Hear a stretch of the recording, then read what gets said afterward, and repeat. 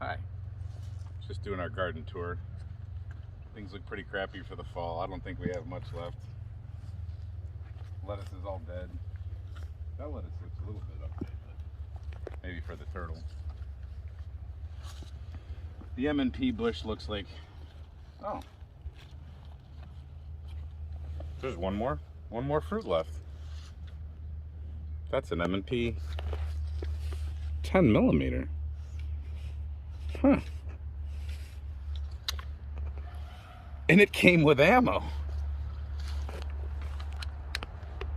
Holy shit.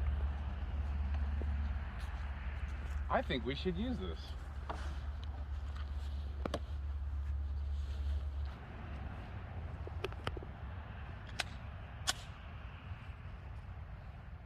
First shots, M&P 10mm, 4-inch.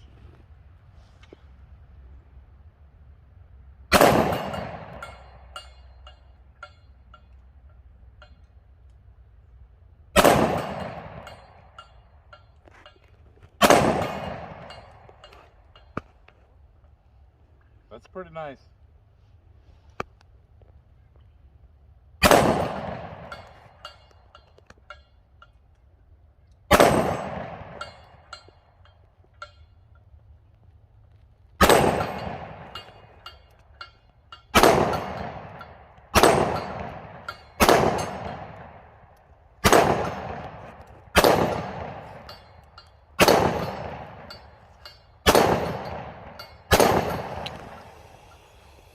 Oh shit.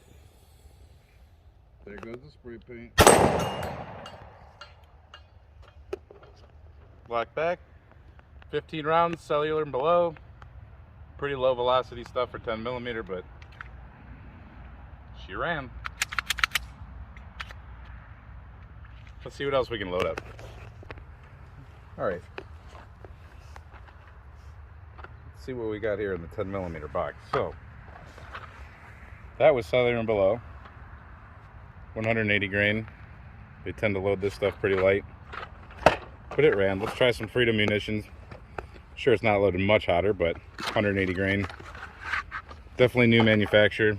You can tell it's the Freedom munitions by this odd color copper primer.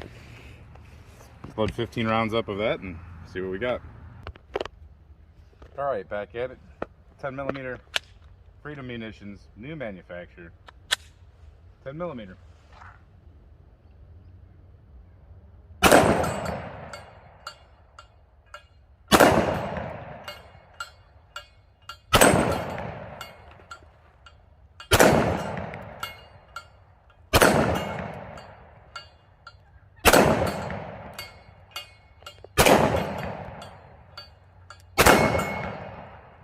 Definitely loaded a little bit hotter.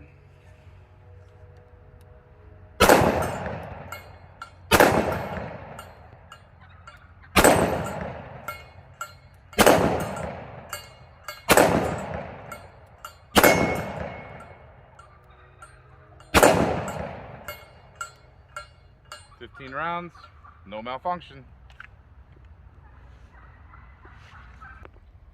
All right, now what we've got here, 180 grain reloads.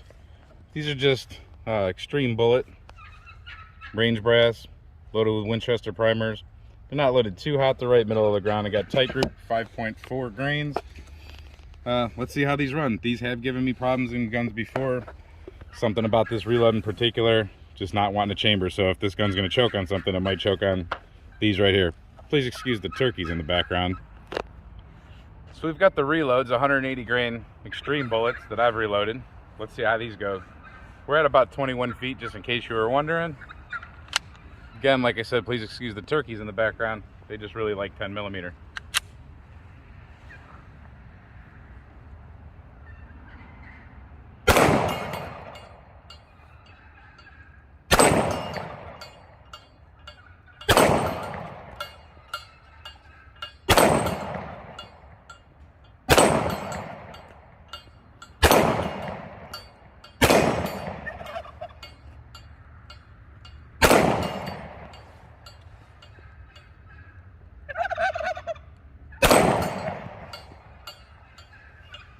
The turkey wants to shoot. He's pretty happy.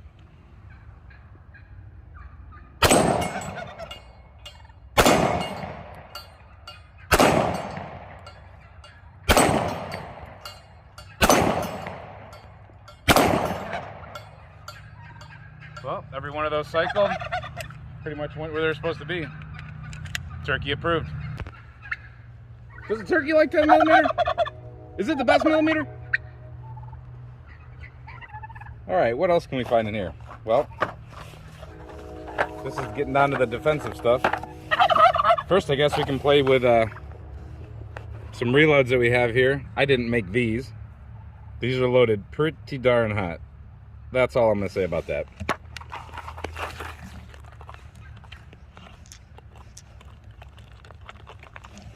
Let's just load up 5 of these and see if it likes these.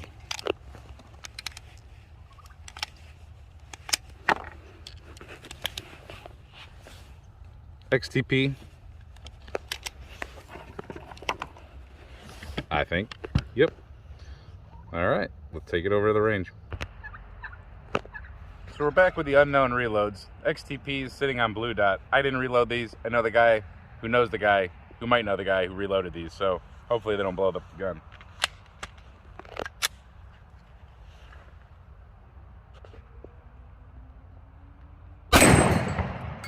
Those are freaking hot.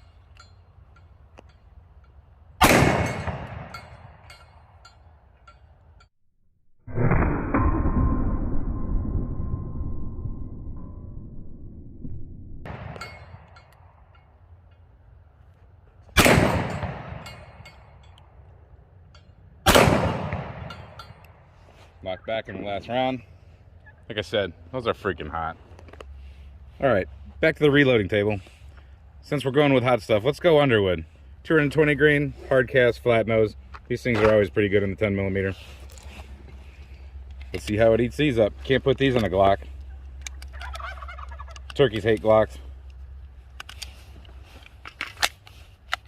Let's go. All right, so 220 grain hard cast Underwood.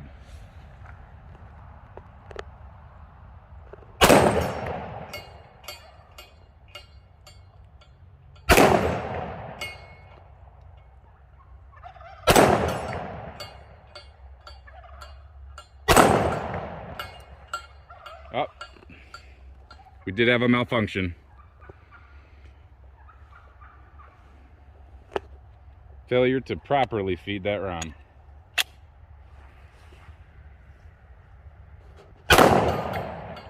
But it did hold open on the last round. So, I don't know what to say about that. What do you guys think? All right, back to the reloading table again. Now we're at 100 grain extreme defenders, going at 18.25 feet per second. These things can pretty much blow through soft body armor. Let's see how they like to feed in this gun. They don't like to feed so well in some 1911 platforms for 10mm, but we'll give it a go in the 10mm M&P. Let's hit the range. Still at 21 feet here. Underwood. Little screwdrivers. 100 grain.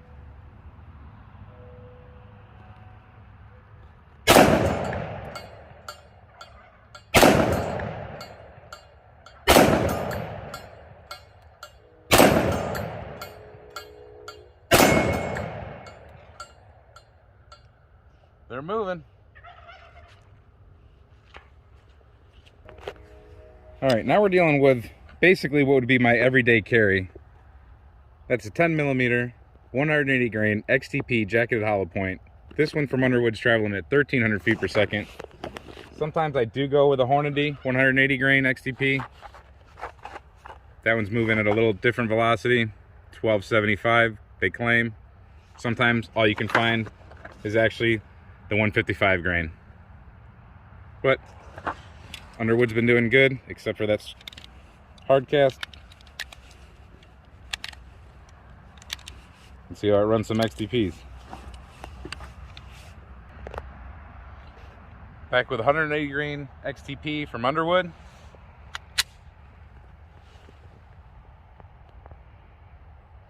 And there goes another can.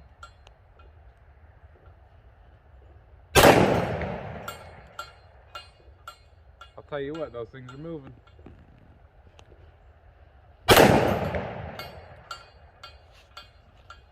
But we had a malfunction. Failure to properly feed. Fixed it with the tap.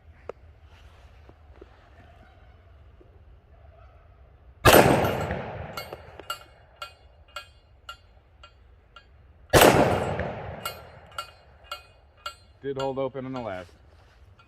So, 2 failures now on the underwood.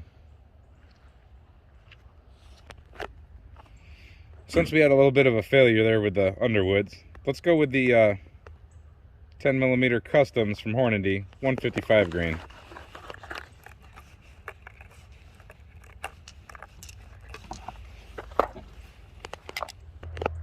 Alright, Hornady custom, 155 grain. Now I hear my neighbor traveling in the woods in the 4-wheeler.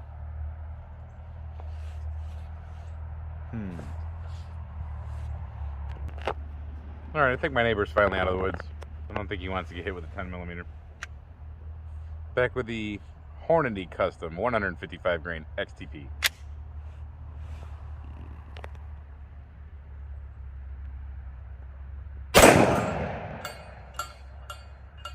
That's a hot round.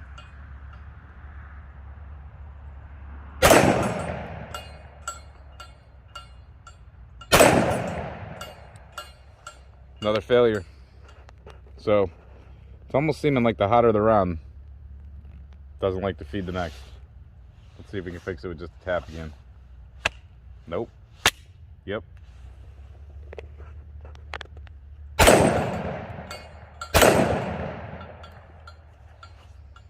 Held open. What I'm going to do now is just run back to the Freedom Munitions range ammo. I cannot believe that a M&P would need a break-in period. Maybe it just doesn't like super hot ammo. 10mm is known to be all over the map when it comes to velocities and pressures and bullet weights. So let's just go back to range ammo, see what we get. Might have to actually put a heavier recoil spring in here to handle some of the more defensive rounds. We'll do a magazine of that Freedom munition. We'll go back to some of this cellular and below, what I call 40 caliber pretty much. We might actually go get some 40 caliber and see how it likes that. So we'll load up ourselves 15 rounds of each, and if it can go through 30 rounds of training ammo in a row, then I'd call that good for the range, but what are we going to put in it for defense? Yep, we're done. Alright, I can't count. Alright, so first back is going to be the Freedom Munitions range ammo. My marksmanship might slip a little bit here because I'm just going to kind of get through them and see if we can go through 15 in a row.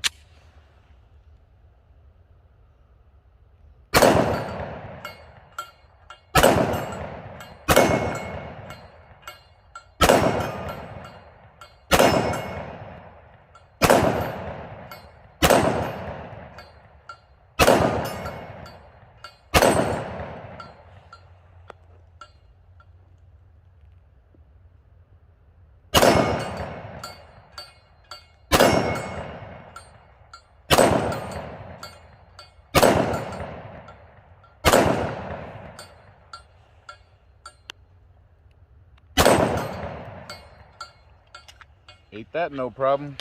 Let's go straight to the cellular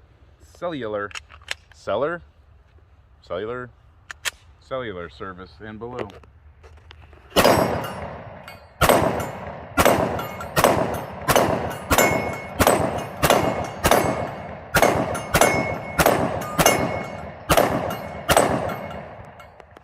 Getting a sight picture is not bad on this gun. This gun you can get back down on your target. You can see that that's not a bad group at 21 feet shooting like that with a 10mm that I've never shot before, even though I've shot a bunch of M&Ps.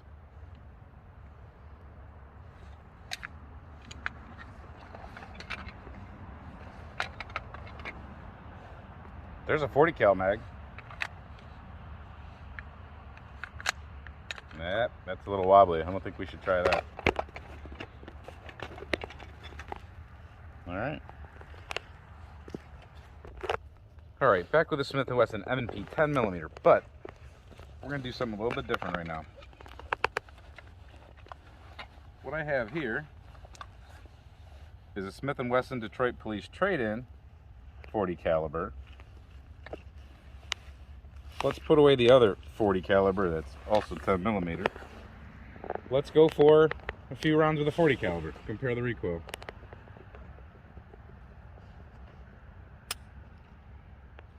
Or we can put one in the chamber.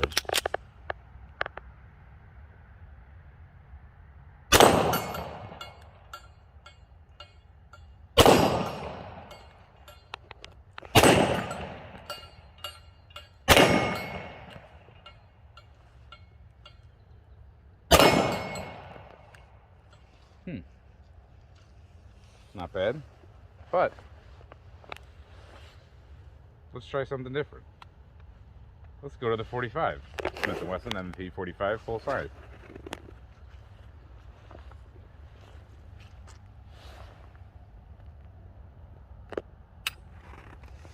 Again.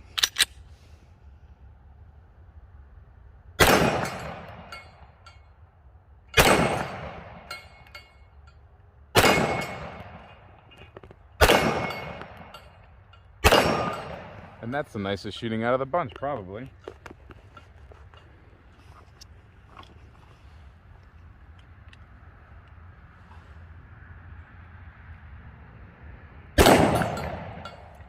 By far, 10mm gives you a jump, but still manageable.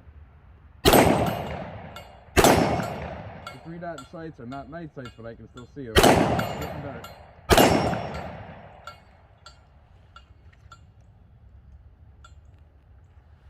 Not bad. Who likes 10mm? You? So we're back the next morning. Got a little dark last night. We did shoot a little bit more. We shot some of the blue box remanufactured or reloads. We got it to choke once on those. Everything else, the range ammo, it went through just fine. You know, the Underwoods, it had choked on all those except for those little screwdriver extreme penetrators we had. So we're gonna have to come up with an option for defensive ammo, that's for sure. I think what we're looking overall is probably gonna go ahead and call Smith & Wesson, talk about a recoil spring, maybe have to get one from Wolf. I'm not sure who's got what right now. It's a brand new firearm, but we definitely have issues with defensive ammunition. I don't know if it's, you know, bullet design, magazine angle, or, you know, bullet angle coming out of the magazine, but right now I'm not going to trust it. It's a range toy for now. We'll see if it gets straightened out. And yes, we left some various rifle ammo out in the rain last night, and I guess that's going to be another test. We'll let this sit here for a while and shoot it off, see what happens. One other thing I want to point out is people are saying, on the internet of course, that the 10mm magazines are just 45 magazines from Smith & Wesson that they've changed the follower on. That's not exactly true. The dimensions are different. The follower, of course, is different. And if you try to use them interchangeably, I'm sure you'll get minor success with the 45, but I've already seen a video out there where it doesn't quite work the way they say it's going to. So yeah, overall, I hope we can get it right. It's a great idea. Been waiting for this gun for years. I think Smith & Wesson hesitated to put it out because they weren't sure if they could get it right. But we'll see where we get, you know, in the future. I'm sure a lot of people are going to have more videos coming up, hopefully with problems. That's why I put this problem, you know, up here in front of you. I want you guys to see the honesty. I don't get paid by anybody, for sure. This is my personal weapon. I'm not even a real gun tuber, YouTuber, anything like that. I just thought everybody should see this information. Thanks for watching. But here's the thing. I've got a cool range. I've got a lot of cool stuff. I might be a gun tuber. I don't know. Click subscribe. See how it goes.